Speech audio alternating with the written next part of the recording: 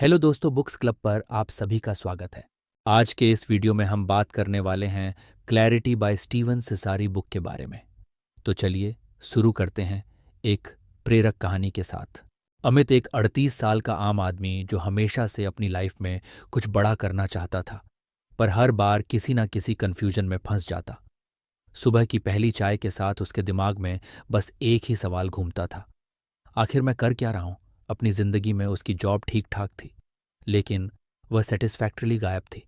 ऊपर से घर की रिस्पॉन्सिबिलिटीज, लॉन्स और खुद को प्रूव करने का प्रेशर। उस दिन जब अमित अपनी पुरानी किताबें रीअरेंज कर रहा था, तो एक डस्टी कार्डबोर्ड बॉक्स में उसे एक किताब मिली। Clarity, how to get it, how to keep it and how to use it to balance your life by Steven Sasar. उसने यह किताब कब खरीदी थी उसे खुद याद नहीं था।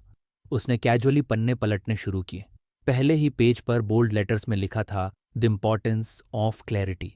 नीचे लिखा था developing clarity in your life is crucial for making inform decisions and अचीविया। शायद ये वही चीज़ थी जो उसकी लाइफ से मिसिंग थी। उसने चाय का कप उठाया और सोफा पर कंफर्टेबल बैठ गया। उसने किताब का पहला चैप्टर पढ़ना शुरू किया। पहले चैप्टर में बताया गया था कि क्लैरिटी मतलब सिर्फ चीज़ों को देखना या समझना नहीं है।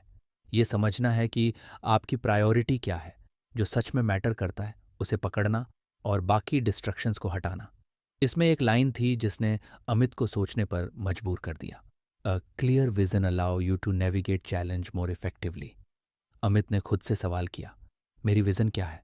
What do I truly want from my life? उसे जवाब नहीं पता था, और यही उसकी सबसे बड़ी प्रॉब्लम थी। उसने किताब में आगे पढ़ा कि क्लैरिटी ना सिर्फ आपको सही डिसीजंस लेने में मदद करती है, बल्कि आपकी एनर्जी और टाइम को भी सही जगह इन्वेस्ट करवाती है। अमित को ऐसा लगा जैसे यह किताब उसके लिए ही लिखी गई है। किताब ने उसे एक छोटी सी एक्सरसाइज दी। उसने लिखा, write down the 5 most important things in your life. Amit ने पेन उठाया और कुछ देर सोचने के बाद लिखा, 1 परिवार, 2 स्वास्थ्य, 3 करियर, 4 आर्थिक स्वतंत्रता, 5 शांति का मन। जब उसने लिखा तो उसे रियल लाइफ इन पांचों प्रायोरिटी से कंप्लीट अलग डायरेक्शन में जा रही थी। उसकी फैमिली के लिए टाइम ही नहीं था। हेल्थ का तो पूछो मत, जिम की मेंबरशिप सिर्फ कार्ड तक लिमिटेड थी। करियर में ग्रोथ के बारे में सोचने का टाइम ही नहीं मिलता था। फाइनेंशियल फ्रीडम बस ईएमआई और बिल्स भरने की जद्दोजहद थी। और पीस ऑफ माइंड तो जैसे किसी लग्जरी आइटम की तरह था, जैसे सबके पास होता है, बस उसके पास नहीं। अमित कुछ नर्वस हुआ, लेकिन अंदर से उसे रिलीफ भी महसूस हुआ। उसे फाइनली ये समझ आ रहा था कि उसकी प्रॉब्लम्स का एक्चुअल रूट क्या है। उसने किताब में पढ़ा कि क्लैरिटी पाने के लिए पहला स्टेप है अपनी डिस्ट्रक्शंस को आइडेंटिफिकेशन न करना। छोटी छोटी बातों पर ओवरथिंकिंग। किताब ने सजेस्ट किया कि इन डिस्ट्रक्शंस को हैंडल करने का सबसे अच्छा तरीका है पॉज एंड रिफ्लेक्ट। मतलब हर बार जब भी आप कंफ्यूज्ड फील करें, तो बस एक पॉज ले और सोचे कि आप क्यों कर रहे हैं और इसके पीछे क्या पर्पस है। अमित ने डिसाइड किया कि वह अगले 7 दिन तक हर डिसीजन लेने से पहले पॉज करेगा और रिफ्लेक्ट करेगा। उसने किताब बंद की और अपने दिन की शुरुआत की। पहला चैलेंज उसे उसी दिन शाम को मिला। उसका कॉलेज का दोस्त आकाश उसे कॉल करके कहता है, चलो यार वीकेंड पर गोवा चलते हैं। आरव पहले एक्साइटेड हुआ, लेकिन फिर उसे याद आया पॉज एंड रिफ्लेक्ट। उसने खुद से पूछा, क्या ये ट्रिप मेरी प्रायोरिटी में से किसी को फुलफिल कर रहा है? और उसे समझ आया कि फिलहाल उसका गोल फाइनेंशियल फ्रीडम है। गोवा ट्रिप सिर्फ उसकी सेविंग्स में डेंट डालेगा। उसने पोलाइट मना कर दिया। आकाश ने कुछ मजाक उड़ाया, यार तू बोरिंग हो गया है। लेकिन अमित को सरप्राइजिंगली कोई फर्क नहीं पड़ा।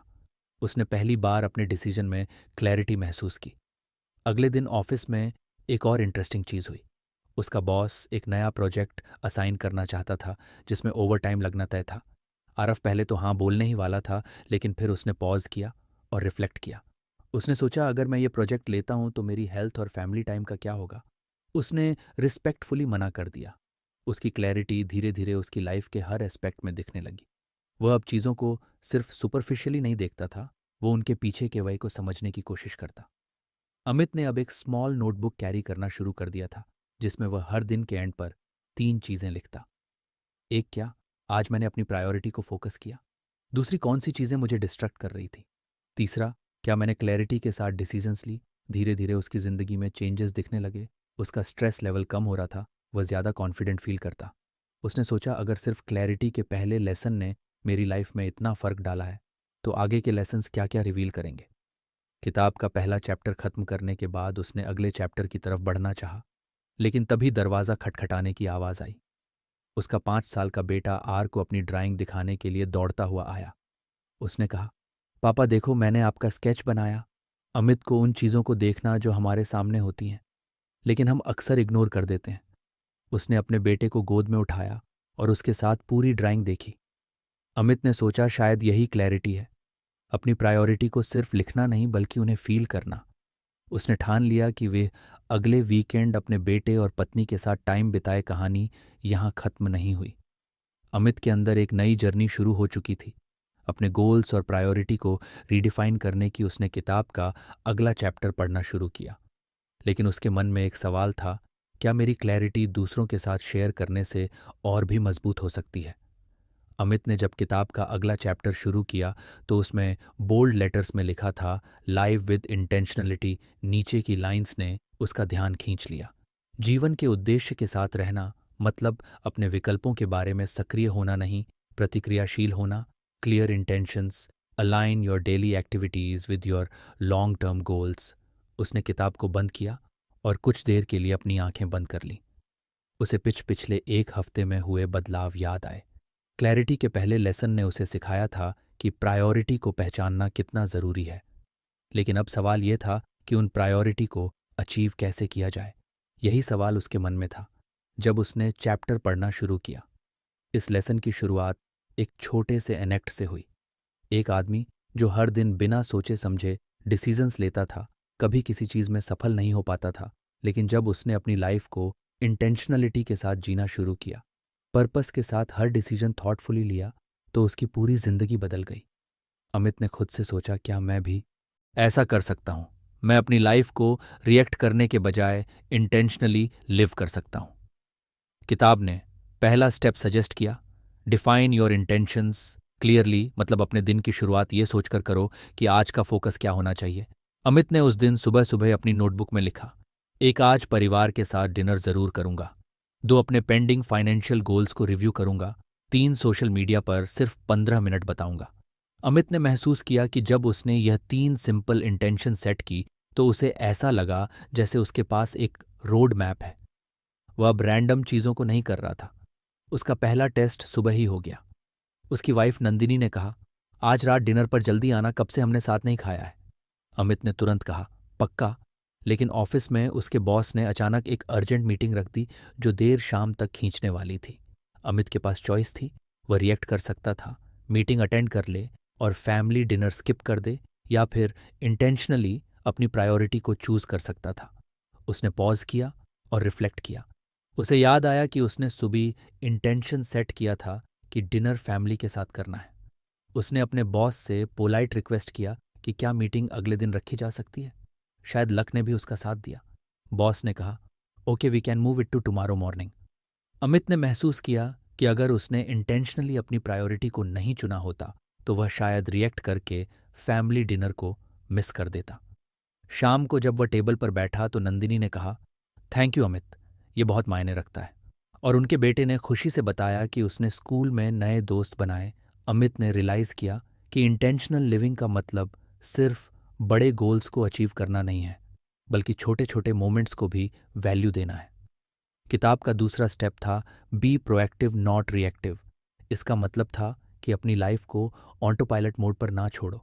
जब कोई सिचुएशन आती है तो रिएक्ट करने के बजाय सोचो कि कैसे आप उस मोमेंट को अपने गोल्स के साथ अलाइन कर सकते हो। अगले दिन ऑफिस में अमित का एक और टेस्ट हुआ। उसके कॉलीग समीर ने सडन छुट्टी ले ली और उसका वर्कलोड अमित के ऊपर आ गया। पहले अमित इरिटेट हो जाता, कंप्लेन करता, लेकिन इस बार उसने इंटेंशनली सोचा, क्या यह सिचुएशन मेरे करियर गोल्स के साथ अलाइन होती है। अमित ने रियलाइज किया कि यह एक मौका है खुद को प्रूव करने का। उसने काम एक्सेप्ट किया, लेकिन साथ ही अपने मैनेजर से क्लियर कर दिया कि वह इसे एफिशिएंटली हैंडल करने के लिए कुछ एक्स्ट्रा रिसोर्सेज चाहता है। मैनेजर इंप्रेस्ड हुआ और अगले महीने की परफॉर्मेंस रिव्यू में अमित की तारीफ हुई।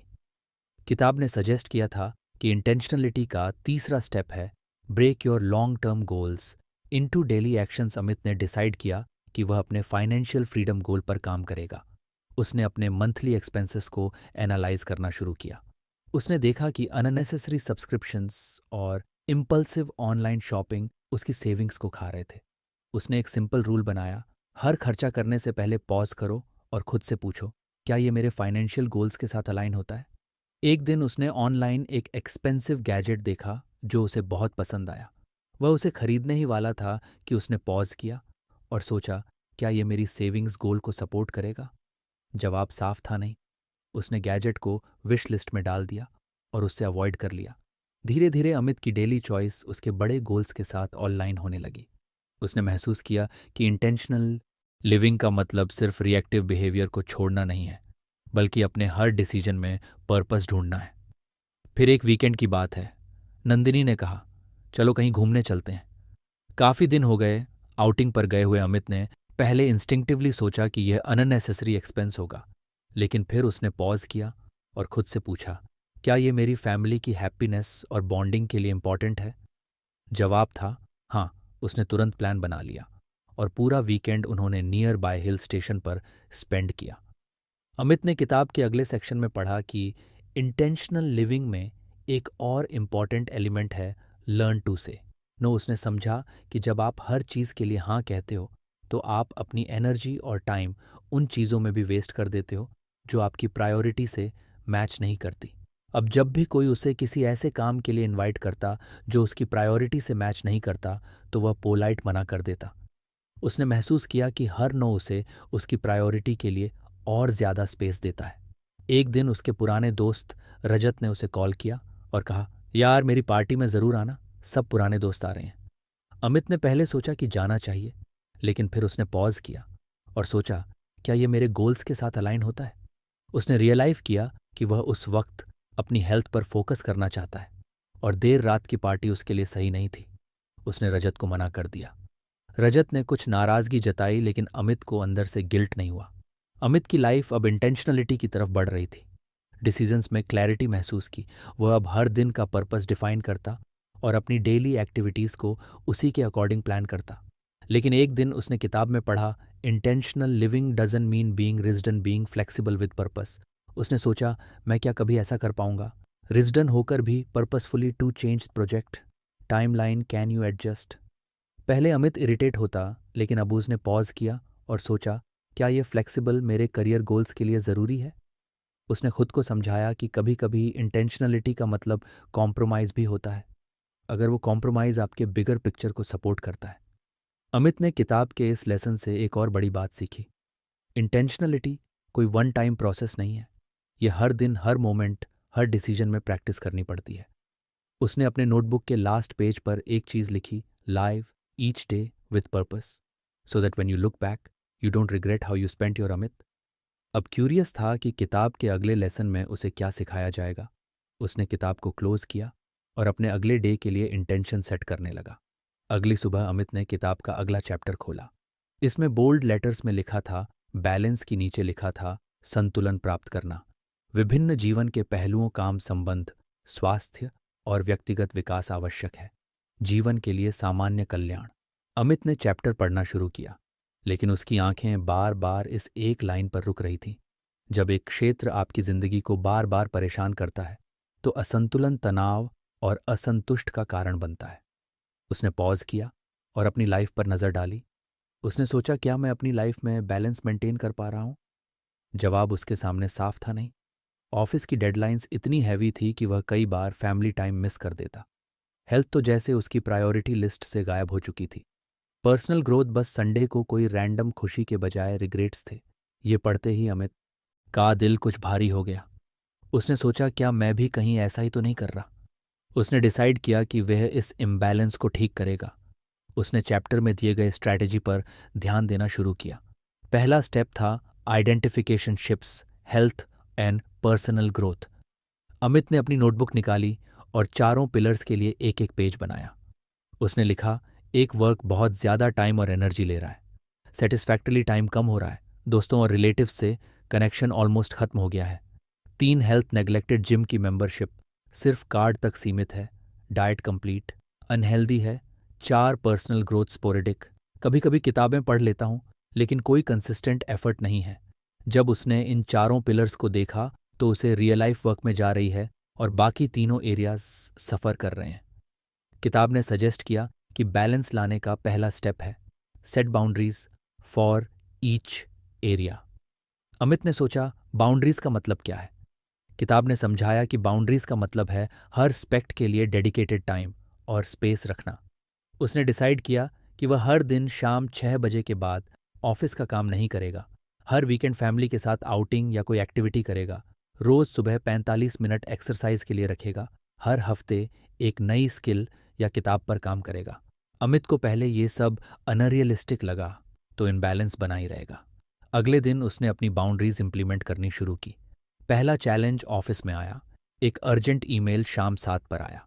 पहले अमित उसे तुरंत रिप्लाई करता, लेकिन इस बार उसने पॉज किया और सोचा, क्या ये मेरे सेट बाउंड्रीज को तोड़ रहा है? उसने ईमेल को अगली सुबह तक छोड़ दिया। शुरुआत में कुछ गिल्ट महसूस हुआ, लेकिन जब उसने देखा कि सुबह भी ईमेल हैंडल किया जा सकता था, तो उसे समझ आया कि हर अर्जेंट चीज पर रिएक्ट करना जरूरी नहीं होता। दूसरा स्टेप था learn to prioritize without guilt. किताब ने बताया कि बैलेंस का मतलब ये नहीं है कि हर चीज को बराबर समय दिया जाए। इसका मतलब है कि हर चीज को उतना समय दिया जाए जितना वह डिजर्व करती है। अमित ने यह स्ट्रेटजी रिलेशनशिप्स पर अप्लाई की। उसकी वाइफ नंदिनी अक्सर कंप्लेन करती थी कि वह फैमिली के लिए टाइम नहीं निकालता। इस बार उसने इंटेंशनली संडे को पूरा दिन फैमिली के लिए रखा। उन्होंने एक फन पिकनिक प्लान की। जब आरव पिकनिक पर था तो एक दोस्त का कॉल आया जो उसे कैजुअली बाहर मिलने बुला रहा था। पहले अमित हाँ कह देता, लेकिन इस बार उसने मना कर दिया। उसने गिल्ट फील नहीं किया क्योंकि उसने रियलाइज किया कि उसकी करंट प्रायोरिटी उसकी फैमिली है। किताब का तीसरा स्टेप था take care of yourself first. इसमें लिखा था आप एक खाली कप से नहीं भर सकते। मतलब अगर आप खुद की हेल्थ और वेल बीइंग का ध्यान नहीं रखोगे तो बाकी एस्पेक्ट्स पर भी इम्पैक्ट पड़ेगा। अमित को यह पढ़कर अपना नेग्लेक्टेड हेल्थ रूटीन याद आया। उसने डिसाइड किया कि वह अपनी हेल्थ को फिक्स करेगा। उसने जिम मेंबरशिप रिन्यू की और डेली मॉर्निंग वॉक शुरू किया। पहले दिन जब वह वॉक पर गया तो उसे लगा कि यह टाइम वेस्ट है, लेकिन तीसरे दिन उसे रियल लाइफ का 30 मिनट का यह समय उसे मेंटली फ्रेश और फिजिकली एक्टिव महसूस करा रहा था। उसने अपनी डाइट पर भी ध्यान देना शुरू किया।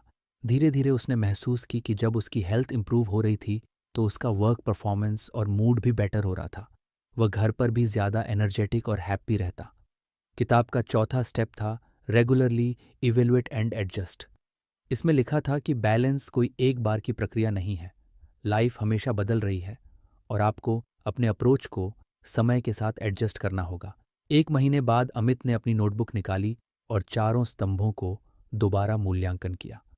उसने ने देखा एक काम सीमाएं बनाए रखने के बाद तनाव कम हुआ है, उत्पादकता बढ़ी है, 2 रिलेशनशिप्स फैमिली और फ्रेंड्स के साथ कनेक्शन बेटर हुआ है, 3 हेल्थ वेट कुछ कम हुआ है, एनर्जी लेवल्स बेहतर हैं, 4 पर्सनल ग्रोथ उसने 2 नई किताबें पढ़ी हैं और एक ऑनलाइन कोर्स शुरू किया है। हालांकि उसने प्रगति महसूस की, लेकिन उसे यह भी रियलाइज हुआ कि कुछ वीकेंड्स पर वह फैमिली को टाइम नहीं दे पाया क्योंकि ऑफिस वर्क स्पिल ओवर हो गया था। उसने डिसाइड किया कि वह अगले महीने इस पर और ज़्यादा फोकस करेगा। अमित की जिंदगी अब धीरे धीरे बैलेंस्ड होती जा रही थी। उसने किताब के इस लेसन से सीखा कि बैलेंस कोई फाइनल डेस्टिनेशन नहीं है, ये एक ऑन गोइंग प्रोसेस है जिसे रोज प्रैक्टिस करना होता है। उसने खुद से वादा किया कि वह हर महीने अपनी लाइफ का बैलेंस इवेलुएट करेगा। उसने किताब को बंद किया और अगले चैप्टर में कौन सा नया लेसन मिलेगा। अमित ने अगली सुबह अपनी किताब खोली और नए चैप्टर का टाइटल पढ़ा, जंक से छुटकारा पाएं। इस लेसन की पहली ही लाइन ने उसे सोचने पर मजबूर कर दिया। To gain clarity and achieve your goals you must eliminate the junked holds you back be it physical mental और इमोशनल क्लट। अमित ने खुद से पूछा, मेरी लाइफ में ऐसा क्या जंक है जो मुझे रोक रहा है? उसे पहले तो कुछ समझ नहीं आया, लेकिन जैसे जैसे उसने चैप्टर पढ़ा उसकी आंखें खुलने लगीं। किताब में एक छोटा सा एक्सरसाइज बताया गया था। एक पीस ऑफ पेपर लो और उसमें 3 कॉलम्स बनाओ, एक शारीरिक गंदगी, 2 मानसिक गंदगी, 3 भावनात्मक गंदगी। अमित ने नोटबुक निकाली और लिखना शुरू किया। शारीरिक गंदगी पुराने कपड़े जो सालों से अलमारी में रखे हैं, वो गैजेट्स जो खराब हैं, लेकिन फेंकने का कभी सोचा नहीं। डेस्क पर पड़ी फाइलें और रैंडम नोट्स जिनका अब कोई काम नहीं, मेंटल क्लर ऑफिस के छोटे छोटे पेंडिंग टास्क्स का स्ट्रेस, वह कभी ना खत्म होने वाली to do list, social media का ओवर यूज, इमोशनल क्लर, उन लोगों से एक्सपेक्शंस जो कभी पूरी नहीं होंगी, पुराने आर्ग्यूमेंट और ग्रजेस जो अभी तक मन में हैं, खुद की गलतियों के लिए गिल्ट। जब उसने यह सब लिखा तो उसे अपनी लाइफ की कस समझ में आई। किताब में लिखा था कि क्लैरिटी पाने के लिए सबसे पहले आपको इस जंक से छुटकारा पाना होगा। अमित ने डिसाइड किया कि वह सबसे पहले फिजिकल क्लट पर काम करेगा। किताब में लिखा था, your physical environment reflects your mental state. उसने अपनी अलमारी खोली और देखा कि उसमें कई ऐसे कपड़े थे जो उसने सालों से नहीं पहने थे। उसने खुद से पूछा, क्या मैं इन्हें दोबारा पहनने वाला हूं? जवाब साफ था, नहीं। उसने तुरंत 3 पाइल्स बनाई। एक कीप वह कपड़े जो अभी भी यूप थे, 2 डोनेटिव जो किसी और के काम आ सकते थे, 3 थ्रो वह जो पूरी तरह खराब हो चुके थे। ये प्रोसेस सरप्राइजिंग था। उसने सबको क्लियर किया और सिर्फ वह चीज़ें रखी जो एक्चुअली यूजफुल थीं। डेस्क साफ होते ही उसे महसूस हुआ कि उसका माइंड भी कुछ ऑर्गेनाइज्ड लग रहा है। अगले दिन उसने मेंटल क्लट पर काम करने का फैसला किया। उसने किताब में पढ़ा कि मेन क्लट अक्सर अनऑर्गेनाइज्ड टास्क्स और डिस्ट्रक्शंस की वजह से होता है। इसका सबसे बड़ा कल्प्रिट्स अमित ने अपनी टू डू लिस्ट पर ध्यान दिया। उसमें छोटे छोटे ऐसे टास्क्स थे जो वह कभी कंप्लीट नहीं करता, लेकिन फिर भी लिस्ट में बने रहते थे। उसने डिसाइड किया कि या तो वह उन टास्क्स को कंप्लीट करेगा या परमानेंटली रिमूव। उसने लिस्ट के हर आइटम को देखा और खुद से पूछा, क्या ये वास्तव में इंपॉर्टेंट है? जो चीज़ ज़रूरी नहीं थी उसे उसने क्रॉस कर दिया। उसने प्रायोरिटी ईज करना शुरू किया और हर दिन सिर्फ 3 इंपॉर्टेंट टास्क्स पर फोकस करने का रूल बनाया। मेंटल क्लट का दूसरा बड़ा सोर्स था सोशल मीडिया। अमित ने रियल लाइफ ने सजेस्ट किया था कि आप अपने फ़ोन यूज़र्स को मॉनिटर करो और अनावश्यक डिस्ट्रक्शंस को रिड्यूस करो। अमित ने अपने फ़ोन से सोशल मीडिया ऐप्स के नोटिफिकेशंस ऑफ कर दिए। उसने एक रूल बनाया कि वह सिर्फ दिन में 2 बार सोशल मीडिया चेक करेगा। पहले कुछ दिन मुश्किल थे, बार बार उसका मन करता कि वह फ़ोन उठाए और ऐप्स खोल कर देखे, लेकिन धीरे धीरे उसने महसूस किया कि सोशल मीडिया से दूरी बनाने पर उसके पास ज़्यादा टाइम और मेंटल पीस थी। अब बारी थी इमोशनल क्लट की। यह सबसे चैलेंजिंग पार्ट था। किताब में लिखा था, इमोशनल क्लट वह बैगेज है जो आपको आगे बढ़ने से रोकता है। अमित ने खुद से पूछा, मेरे लाइफ में कौन से अनरिजॉल्वड इमोशंस हैं? उसे कुछ चीज़ें याद आई। उसके चाइल्डहुड फ्रेंड रजत से हुई एक लड़ाई जिसके बाद से उन्होंने बात नहीं की, अपने एक पुराने कॉलीग के साथ हुई मिसअंडरस्टैंडिंग, खुद के पास्ट फेलर्स के लिए गिल्ट। किताब ने कहा था कि इमोशनल क्लट से छुटकारा पाने के लिए आपको या तो उन्हें रिजॉल्व करना होगा या लेट गो करना होगा। अमित ने सबसे पहले रजत को कॉल किया। पहले तो ऑकवर्ड लगा, लेकिन उसने सोचा, अगर मैं पहल नहीं करूंगा तो ये बैगेज हमेशा मेरे साथ रहेगा। उसने रजत से बात की और अपनी फीलिंग एक्सप्रेस की। सरप्राइजिंगली रजत ने भी यही कहा कि वह भी रिकन्स चाहता था। उसने अपने कॉलीग को एक ईमेल लिखा जिसमें उसने अपनी तरफ से मिसअंडरस्टैंडिंग के लिए माफ़ी मांगी। जवाब में उसने भी माफ़ी मांगी। अमित को ऐसा लगा जैसे उसके दिल से कोई बोझ हट गया हो। गिल्ट को हैंडल करना सबसे कठिन था। उसने अपनी गलतियों के लिए खुद को माफ़ करने का डिसीजन लिया। उसने लिखा, गलतियां इंसान को बेटर बनाती हैं, मैं इन्हें अपने ऊपर वेट बनने नहीं दूंगा। अमित ने धीरे धीरे अपने लाइफ के हर एस्पेक्ट में जंग को एलिमिनेट करना शुरू कर दिया। उसने महसूस किया कि जब डिस्ट्रक्शंस और नेगेटिविटी कम होती है तो क्लैरिटी नेचुरली बढ़ती है। इस पूरे प्रोसेस के बाद उसने अपनी नोटबुक में लिखा, फिजिकल क्लट हटाने के बाद मेरा स्पेस और माइंड दोनों ऑर्गेनाइज्ड है। मेंटल क्लट रिड्यूस करने के बाद मुझे फोकस करने में आसानी हो रही है। इमोशनल क्लट क्लियर करने से मेरे रिलेशनशिप्स और इनर पीस इंप्रूव हुए हैं। उसने किताब को बंद किया और सोचा, क्या अगला चैप्टर मुझे इससे भी ज़्यादा पावरफुल लेसन देगा? अगले दिन सुबह की चाय के साथ अमित ने किताब का नया चैप्टर बोला। टाइटल पढ़ते ही उसे एक अलग सी एक्साइटमेंट महसूस हुई, द पावर ऑफ एक्सपोजर। शुरुआत की लाइनें थीं, ग्रोथ और क्लैरिटी आती है जब आप अपने कंफर्ट जोन से बाहर निकलते हैं और खुद को नए विचारों, लोगों और अनुभवों के सामने लाते हैं। अमित को यह पढ़कर लगा कि उसकी लाइफ में शायद यही सबसे ज़्यादा मिसिंग था। पिछले कुछ सालों में उसकी रूटीन इतनी प्रिडिक्टेबल और मोनोटोन हो चुकी थी कि उसमें कोई नई चीज़ या एक्साइटमेंट बची ही नहीं थी। किताब ने बताया कि एक्सपोजर सिर्फ ट्रैवल तक सीमित नहीं है। यह हर उस चीज़ से जुड़ा है जो आपकी सोच और पर्सपेक्टिव को ब्रॉड करे, चाहे वह कोई नई किताब हो, किसी अनजान इंसान से बातचीत हो या फिर कोई स्किल सीखने का प्रयास। अमित ने चैप्टर पढ़ते हुए खुद से सवाल किया, मैंने आखिरी बार अपनी कंफर्ट जोन के बाहर कदम कब रखा था? जवाब के तौर पर कुछ खास याद नहीं आया। उसने किया कि इस बार वह किताब के लेसन को पूरी तरह से अपनी लाइफ में अप्लाई करेगा। किताब ने एक सिंपल सा एक्सरसाइज सजेस्ट किया, list down 5 new things you always wanted to try but never did because of fear. लेजनेवा ने अपनी नोटबुक निकाली और सोचना शुरू किया। उसने लिखा, एक किसी न्यू स्किल को सीखना, जैसे गिटार बजाना, तो एक सोलो ट्रिप पर जाना, 3 किसी ऐसे इंसान से बात करना जिससे मैं हमेशा अवॉइड करता रहा हूँ, 4 किसी कंप्लीट डिफरेंट कल्चर को एक्सप्लोर करना, 5 वॉलंटियरिज्म करना। पहला स्टेप था try a new skill. Amit ने सोचा कि उसे बचपन से गिटार सीखने का शौक था, लेकिन वह कभी सीरियस नहीं हुआ। उसने उसी दिन ऑनलाइन सर्च किया और पास के एक म्यूजिक इंस्टीट्यूट में वीकेंड क्लासेस के लिए रजिस्टर कर लिया। पहली क्लास में जाते हुए अमित कुछ नर्वस था। वहां पर बाकी लोग भी नए थे, लेकिन सबका कॉन्फिडेंस उससे ज्यादा लग रहा था। पहले सेशन में वह कुछ कॉर्ड सीखने की कोशिश कर रहा था और बार बार गलतियां कर रहा था, लेकिन सरप्राइजिंगली उसे इन गलतियों में मजा आ रहा था। 1 महीने बाद जब वह अपनी पहली छोटी सी ट्यून बजा पाया तो उसे जो खुशी मिली वह उसने बहुत समय से महसूस नहीं की थी। उसे समझ आया कि कुछ नया सीखना सिर्फ स्किल हासिल करने का मामला नहीं है, बल्कि यह आपको एक नया पर्सपेक्टिव और कॉन्फिडेंस देता है। दूसरा स्टेप था go on a solo trip. ये अमित के लिए सबसे चैलेंजिंग था। वह हमेशा ग्रुप ट्रिप्स या फैमिली वेकेशंस का हिस्सा रहा था, लेकिन इस बार उसने एक अलग जगह चुनने का फैसला किया। उसने हिमाचल के एक छोटे से गांव की तरफ रुख किया। ट्रिप के दौरान सबसे बड़ा डर था, क्या मैं अकेला बोर हो जाऊंगा? लेकिन जैसे ही उसने वहां की शांत वादियों में टाइम बिताना शुरू किया, उसने रियलाइज किया कि अकेलापन डरावना नहीं है। उसने वहां नए लोगों से बातें की, एक लोकल टी सेलर, एक आर्टिस्ट जो पहाड़ों में अपने आर्ट के लिए इंस्पिरेशन ढूंढ रहा था, और एक सोलो ट्रैवलर जो अपनी लाइफ की कहानियां शेयर कर रहा था। इन इंटरेक्शंस ने अमित को एक्सपोज किया कि हर इंसान की लाइफ कितनी यूनिक होती है और कैसे दूसरों की कहानियों से हम खुद के लिए इंस्पिरेशन ले सकते हैं। तीसरा स्टेप था talk to someone you avoid. Amit ने सोचा कि उसकी ऑफिस की एक कॉलीग थी नेहा, जिससे उसकी कभी जमती नहीं थी। वो दोनों हमेशा फॉर्मल बातें करते और अमित उसे कुछ रूड और ईगोड समझता था। किताब में लिखा था, सम टाइम्स योर असश about people block you from forming meaningful connections. Amit ने तय किया कि वह इंटेंशनली नेहा से बातचीत की कोशिश करेगा।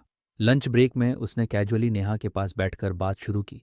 शुरू में ऑनकोर्ड था, लेकिन धीरे धीरे उसने महसूस किया कि नेहा का रूड एटीट्यूड दरअसल उसकी रिजर्व्ड नेचर का हिस्सा था।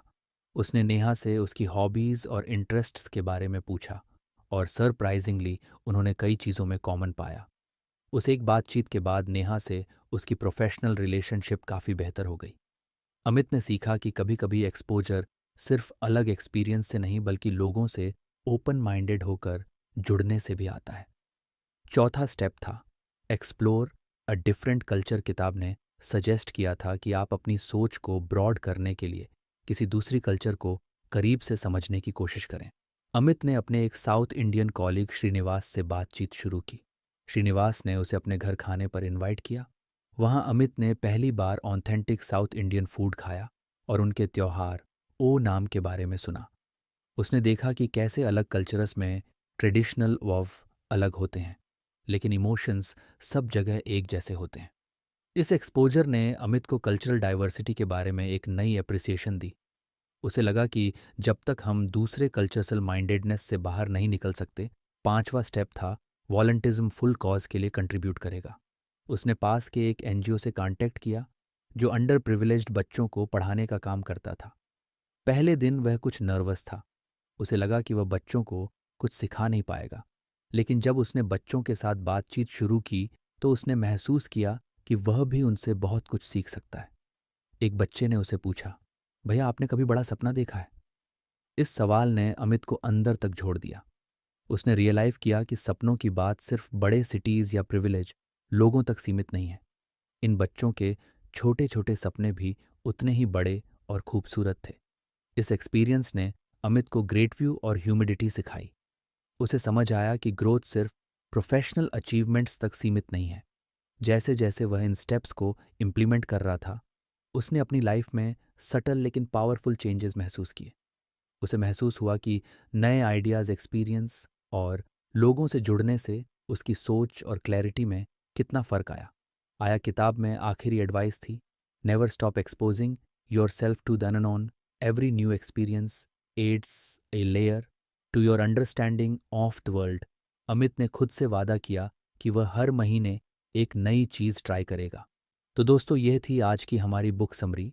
आपको कैसे लगी हमें कमेंट में बताइए और चैनल को सब्सक्राइब ज़रूर करें और अपने दोस्तों को भी शेयर करें।